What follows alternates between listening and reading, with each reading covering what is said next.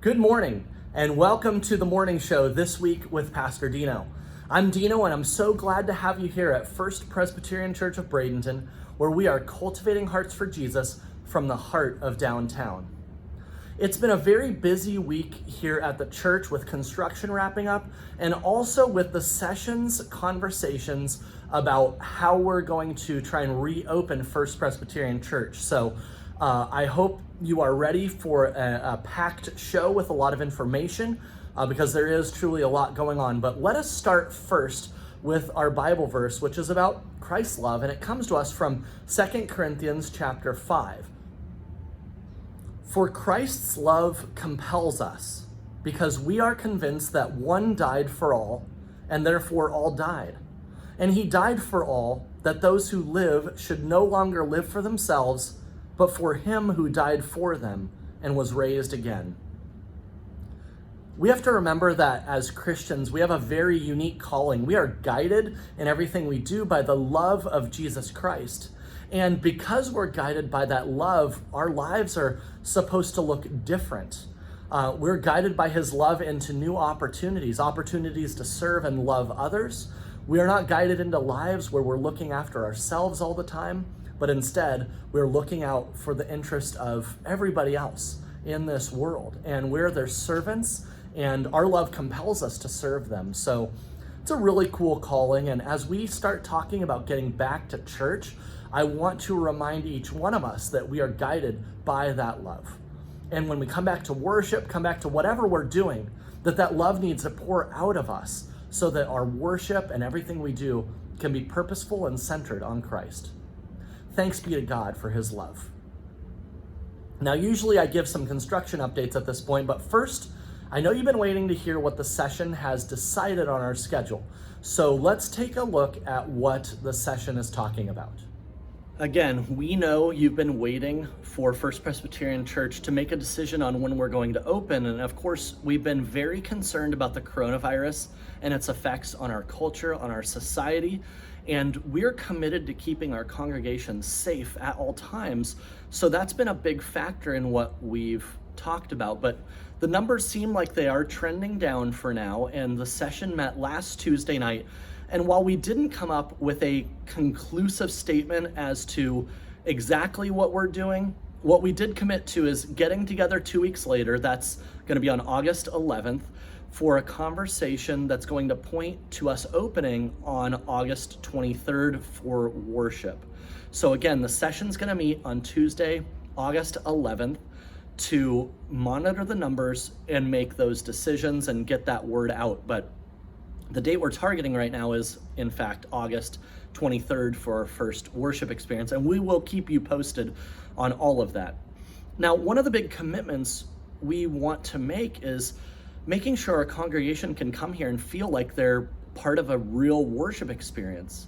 You know, we've been doing live streaming and filming worship for some time now, and we recognize that when people come back into the building and when we have a congregation gathered, it might not be like it used to be, but we do want to make it as much of a meaningful worship experience as possible. So we're working on a lot of those details. What I can tell you is, like I've been telling you, we're going to take temperatures at the door.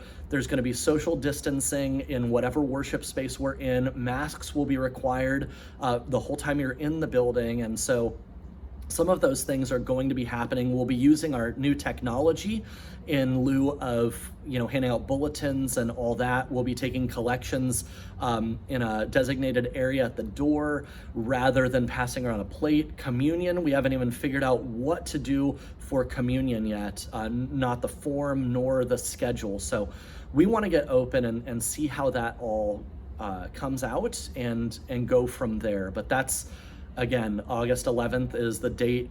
Please join us in praying about what to do with these decisions, and we will get you posted with that information as soon as possible. I know you want to see some construction updates, so let's take you there. In terms of construction, like I said, a lot has happened this week. I'm actually standing in my new office. We're not occupying yet, but we are able to move a few things over. And as you can see, we are in fact starting to set up the offices. The courtyard is coming along beautifully. As you can see, some of that finish is getting put on and it's starting to really come into shape. Soon it will be painted to match the rest of the building and fenced in. It's going to make for an awesome gathering space for our church. The stained glass windows on the sanctuary are being worked on. In fact, even when we got here Sunday morning, we were able to capture the workers working hard on a Sunday to get those stained glass windows looking as beautiful as possible and getting sealed and all that, so that's great. We've also got the tech set up on the sanctuary, which if you watch the live stream on Sunday, you saw it look different. That's because of our new cameras and new streaming system. We're back to YouTube and Facebook, so we're very excited about that. See, there's all kinds of things going on here at the church, and when we get back together, it's going to be absolutely incredible to see what God has been able to do. This week, in terms of programming, you can look forward to a prayer gathering on Wednesday night on Zoom. We will send you all of that information over email. We'll have it posted everywhere as to how to gather.